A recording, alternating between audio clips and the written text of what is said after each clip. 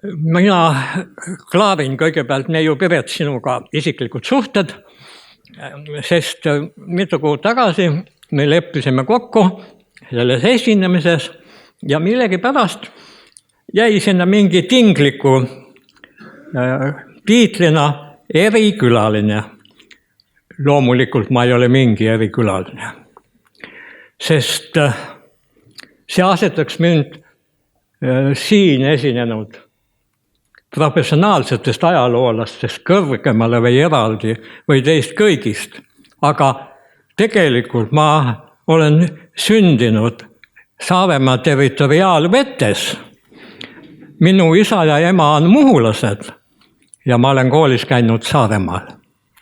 Nii et minu puhul on tegemist kõige tavalisema saarlasega ja esseega on nüüd selline õnnetu lugu, et ma praegusel hetkel eristan ja näen absoluutselt teid kõiki siin saalis, kuid proua Virvese initsiatiivil olen ma õige pea kaeoperatsioonil ja mingil kombel minu lugemine ja prilli kasutamine on takistanud mul kirja panemast või fikseerimast kirjalikus seda, mida ma olen lubanud, et see 100 aastat tagasi, aga ma luban teile kõigile, et ma mingil juhul ei taha teid alt vedada, vaid ma üritan esseistlikus laadis rääkida seda, mis mind isiklikult seob Saaremaa ülestõusuga.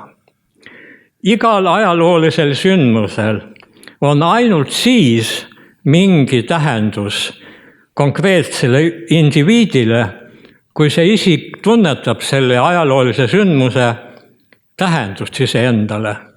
Kui selle ajaloolise sündmuse valu, Saaremaa ülestõusu puhul ennekõike valu, mingil ajalooperioodil teatud mõttes ka uhkus, kui see on meid ühendanud selle kauge ajaga.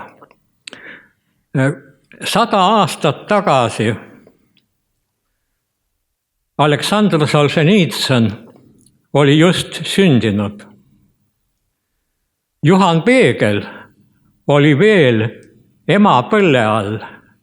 Ta tuli ilmale 19. aasta maikuus. Paul Keres oli 3-aastane. Jaan Kross sündis järgneval aastal. Ja kui 20. aastal soomlaste jooksukuulsus Paavo Nurmi võitis Antwerpenis olümpiakulla, siis ta jooksis 10 000 mõni sekund alla 32 minutit.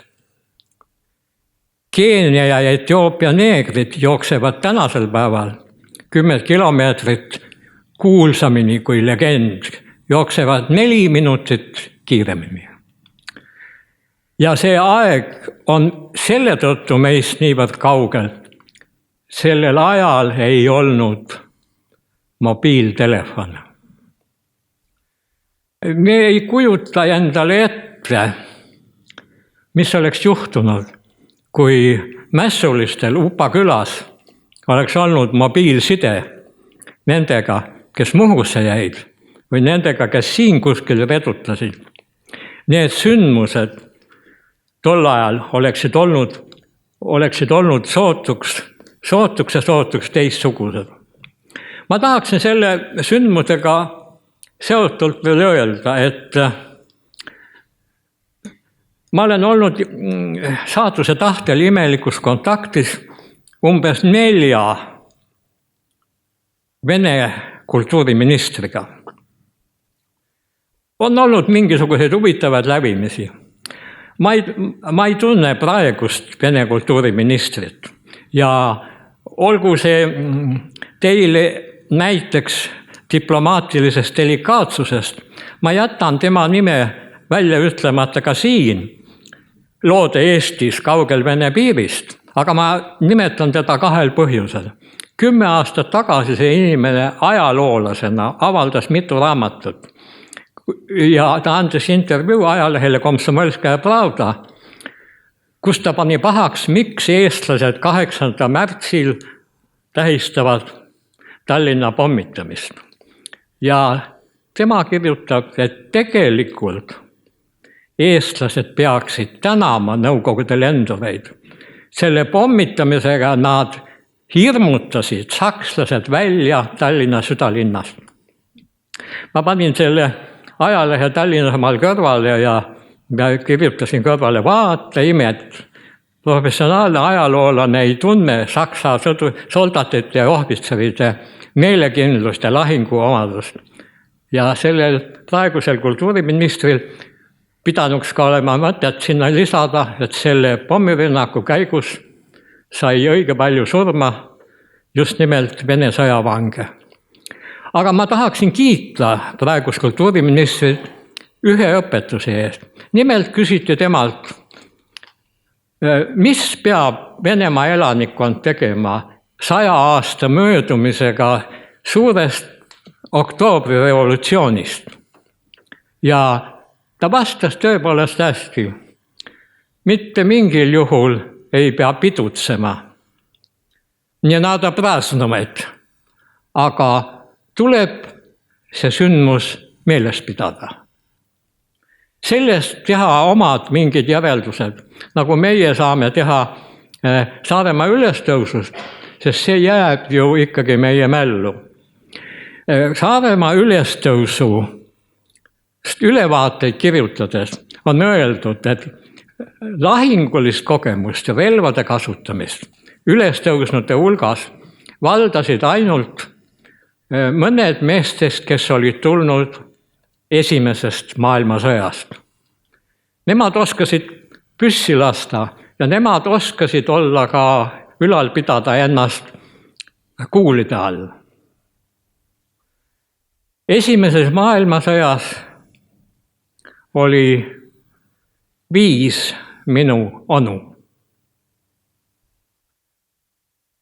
Nendest 3 jäid lahingväljale ja 2 tulid tagasi.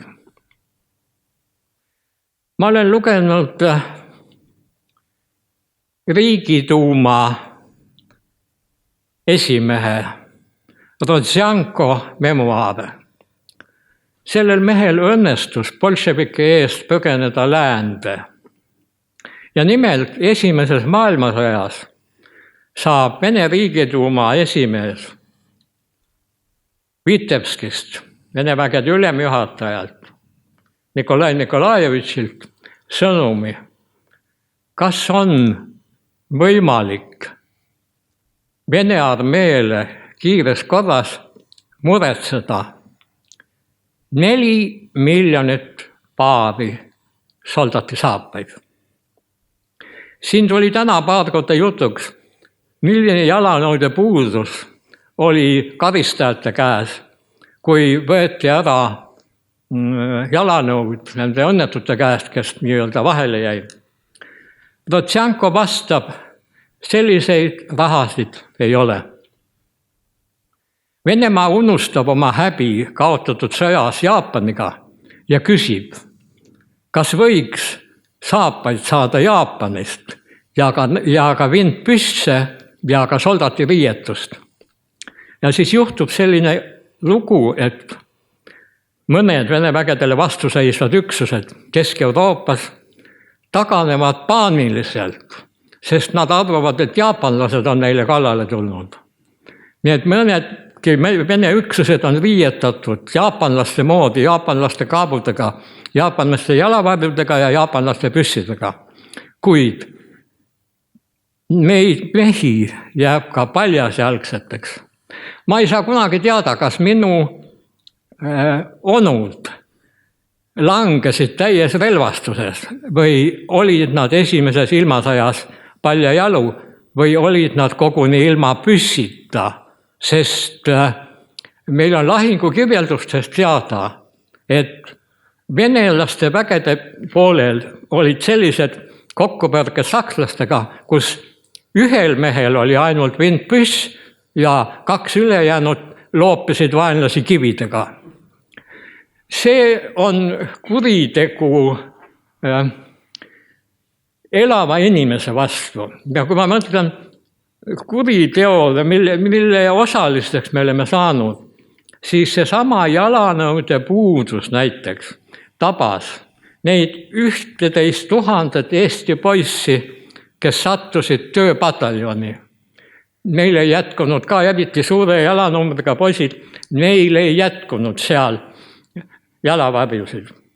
Ja kui ilmus Juhan Smuuli kuulus jäine raamat, kui ta selle eest Lenini preemia sai, siis tsensori nõudel võeti sealt välja paarisõnaline koht, kus oli kirjutatud tööpataljonis, kus Juhan ise oli, valmistasid Eesti noored mehed endale viisud.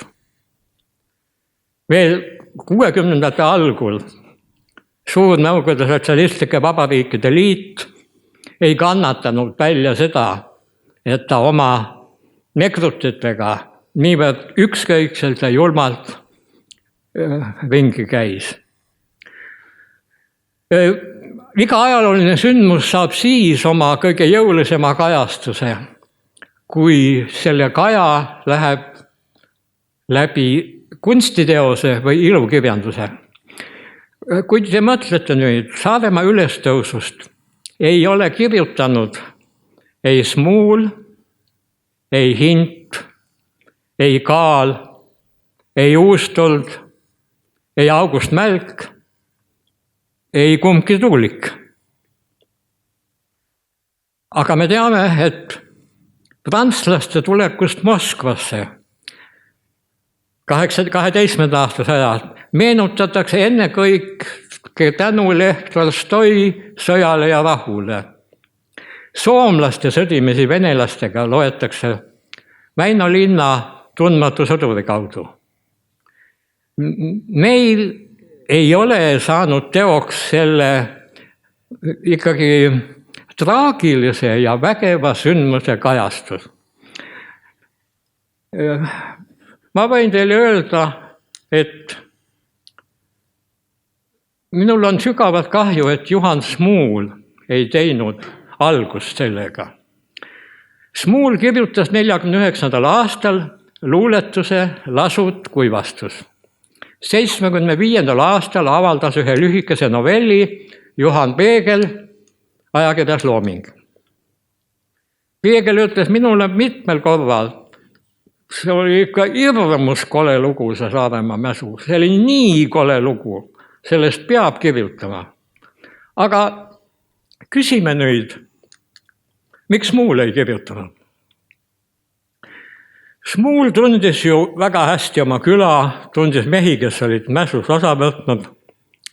Aga Smuul ei hakka üles kirjutama nende käest seda algset teavet või ideed, mille alusel kirjutada. Juhan Smuul läheb Tallinnas Partei Ajaloo Instituuti. Ajaloo Instituudi asedirektor on vana kommunist Richard Majak. Ja Juhan on tema käest telefonile küsinud, kas Majak võiks talle pakkuda mingit materjali seoses Saaremaa ülestõusuga. Ja Juhan lähebki. Richard Majak on selles mõttes üks huvitav sotsiaalpoliitiline nähtus, et tema istub ühtekokku vangis 16 aastat. Majak saadetakse 18. aastal salaja Eestisse Venemaalt, ja ta võetakse kinni, ta istub vangis, 21 vahetatakse ta Venemaale, ta läheb ja elab Leningradis ja Moskvas, aga 37 pannakse ta igaks juhuks uuesti istuma. Ja Majak istub 1937 kuni 1946 Nõukogude Liidu vanglas. Aga sellest on ikka veel vähe.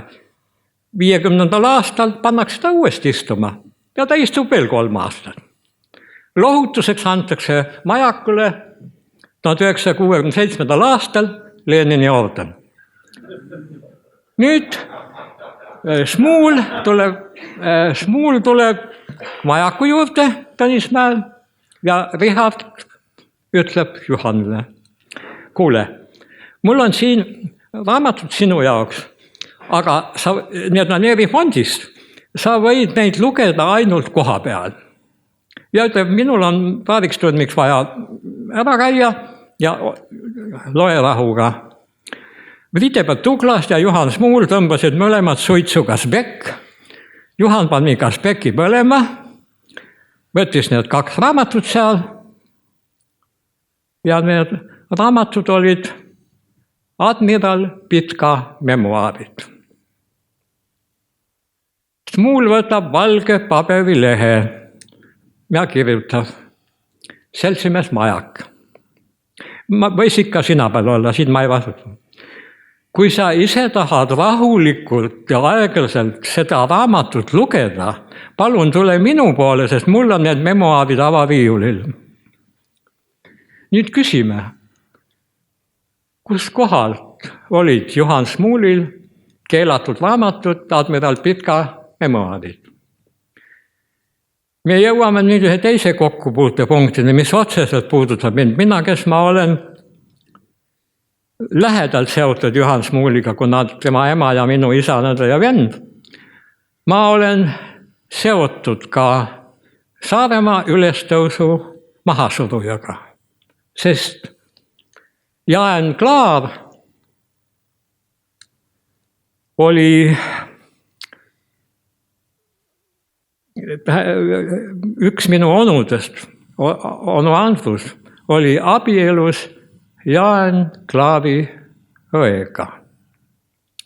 Ja kui Klaar 40. aastal kinni võeti merel, kui ta läks Pätsu päästma ja hiljem Venemaa laagrides suri, siis Klaari raamatukogu jäi puutumata. Ja Klaari raamatukogust sai Juhan Smuul endale admiral Pitka mälestused, tol ajal veel, nagu öeldakse, keelatud kirjanduse vallast. Ja minule veel pakuti mitmel korral Klaari raamatukogust Eesti entsüklopeediat, aga ma noore mehena ei jõudnud seal käia toomas, sest kui Klaarile kingiti Läänemaal Võnnu mõisast maad, siis ta kutsus minu onu Andruse sinna majapidajaks ja kutsus sinna ka ühe teise minu onu Villemi, kes olid ületamatud meistrid puutööalal, kutsusid seda maakohta või maja üles ehitama. Ja niimoodi on need Tuulikute ja Smuulide ja Klaaride suguvõsad kuidagi ühendunud. Ma olen kohtunud Klaaridega Muhus ja Tallinnas ja Stockholmis, aga ma arvan, et ma olen rohkem nagu jäänud oma teise lähedasema suguseltsi, see tähendab Smuulide külge ja kinni. Juhan oleks võinud tõepoolest, tal tulid mingid muud loomeplaanid siis vahele, kui tema oleks teinud lahti selle ukse. Kui te tuletate meelde, et ateistlikus riigis Smuul kirjutas näidendi Lea, mis andis inimesele võimaluse lävida Jumala sõnaga.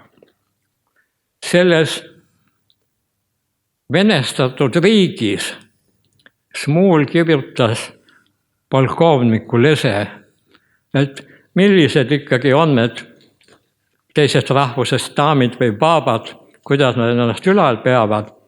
Ja see oli üks kõige suurem rünnak, mis Smuulile ametlikult osaks sai, et ta oli selliselt puudutanud otseselt Nõukogude võimu, neid isikuid või neid naisi, kes toetasid oma mehi, sõjaväelasi, ja EKP Keskkomiteesse tuli paks klade protestikirju väeosadelt üle Nõukogude Liidu et Smuul on teinud liiga ohvitseri naistele. Kõige ägedam kiri, mis mina lugesin, oli Kaunase linna ohvitseride maja naisaktiiv. Need tahtsid otse füüsiliselt Smuulile kallale tulla. Et Juhan on meile nii kuidasti liiga teinud, Käbin pani need asjad kõrvale, ütles, et meie ei tee siin mingeid karistusi ja Juhan, sa võid neid asju ise lugeda, kui sa tahad. Aga Juhan ei lugenud meelsasti vene keelt. Juhan teinegi kord peale jäist raamatut andis minule oma pataka Venemaalt tulnud kirju, mis olid vaimustuses ja lihtsalt ütles, et lõika need kirjad lahti ja vaata, mis nad minust tahavad. Aga ma ütleksin nüüd veel ühe osaluse, kui te kannatate minu kerget juttu pärast tänast tõsiseid ettekandeid kõiki. Soomlased on meid suuresti aidanud. Soome televisioon tõi esimesena meile aimu sellest, kuidas elatakse vabas ilmas. Soomlased aitasid meid hiljem majanduslikult. Soome turistid tõid tonnide kaupa kohvi ja sukapükse ja Soome šokolaadi. Ja 2007. aastal väga lugupeetud ajaloolane Seppo Zetterberg, Soome akadeemik, Tartu Ülikooli audoktor, kirjutas Viron historia, Eesti ajaloo. Me olime Tallinnas ajaloomuuseumis esitlusel, kui see raamat ilmus. Me kõik kiitsime Zetterbergit loomulikult selle tõsise ja asjaliku töö eest. Mina ütlesin Seppole, et parandasin tal ainult ühte minimaalset kirjaviga, mis oli sattumisi sisse läinud. Ja ma küsisin Zetterbergi käest, et kuidas on võimalik nii põhjaliku ja kapitaalse töö puhul mitte sõnagi kirjutada Saaremaa ülestõusust. See on ju ikkagi sündmus. Ja Seppo ütles mulle jah. Teate, vaba inimene võib endale lubada teinekord loomingulisi vallatusi. See raamat oli nii paks. See raamat oli sisukas ja väga kaalukas.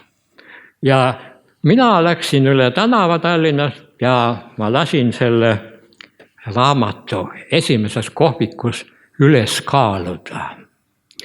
See ettekande vaatas mind suurel silmil, kas te tõesti tahate raamatut kaaluda. See raamat, ma ütlen teile, kaalus 2 kilo 386 grammi. Selles raamatus ometigi ei olnud ridagi Saaremaa ülestõusust. Ma ütlesin Sepole, et see on ikkagi oluline sündmus ja akadeemik Zetterberg lubas mulle, et kui ilmub eestikeelne tõlge, mis ilmuski aastal 2009, siis oli see sündmus sinna sisse pandud. Ma loen teile selle lõigu. Saaremaal puhkes veebruari keskel kommunistide mäss, mis oli suunatud nii Balti sakslaste kui ka Eesti riigivõimu esindajate vastu. Tallinnas saabunud karistussalk tegi mässule lõppu, millega seoses sai surma üle 80 saarlase. Välikohtu otsusega hukati sama hulk asjasse segatuid. Zetterberg loomulikult ei kirjuta mitte kuskilt midagi maha teiste autorite pealt. Tal ei ole sellist kommet, aga ma võin teile öelda, et see langeb peaaegu sõna-sõnalt kokku Hans Kruusi tekstiga aastast 1928. Ma olen endamisi vaikselt mõelnud, et kui see esimene trükk oli 2 kilo ja 386 grammi, kui see 3 lauset oleks nüüd juurde pandud veel, see raamat oleks olnud veel kaalukam. Ma küsisin paar nädalat tagasi akadeemik Zetterbergi käest, kas ma tohin rääkida sellest väikesest vallatusest ja sellest, et sa parandasid oma tekstidel, aga loomulikult, ütles vapustavat eesti keelt valdav akadeemik Zetterbergi. Ma ütleksin, et Saaremaa ülestõus on puutunud mind pidevalt hingeliselt, sest on väga raske ette kujutada, et need vaesed näljast ja ülekohtust puudutatud lihtsad paariklassi kooliharidusega Saaremaa mehed viidi Kuressaare südalinnast Kullimäele mahalaskmisele, mitmed nendest särgiväel ja paljajalu. Selles puudub aukartus elu vastu. Need mässajad olid reaalne oht Eesti Vabariigile, aga Eesti Vabariik pidanuks mingil kombel inimese ainust elu võib-olla natuke rohkem austama. Leitnant Aleksander Roosalk küsib mahalaskmise eel, palun eraldada mahalaskjatele 10 liitrit piiritust või muid alkohoolilisi jooke. Vaadake, minu loogika on natukene vale, aga võib-olla see väikene valulohutus, valust üleolek, oleks võinud see 10 liitrit piiritust nende vahel ära jagada, kes elust lahkusid. Ma tahaksin öelda niimoodi, ma ei ole tugev filosoofias, kuigi ma olen seda lugenud, aga Saaremaa ülestõusu mahasurumisega, selle kiirustamisega, selle erilise julmusega meenub mulle üks Nietzsche ütlemine. Nietzsche ütleb, et kes tahes, kui ta puutub kokku koletisega, peab meeles pidama, et ta koletise alistamise käigus ei muutu ise koletiseks. Saaremaa ülestõusmine ise ja selle mahasurumine on vägev üritus. Mul on kahju, et ma kuulun nende väga saamatute kirjanike hulka, kes ise ei ole julgenud seda teemat puudutada. Ma tänan sind, ma tänan ajalehte Saarte Hääl, sest tõepoolest täna tõsiste inimeste ettekannete järel meil ei ole midagi jäänud teadmata. Aitäh kõigile!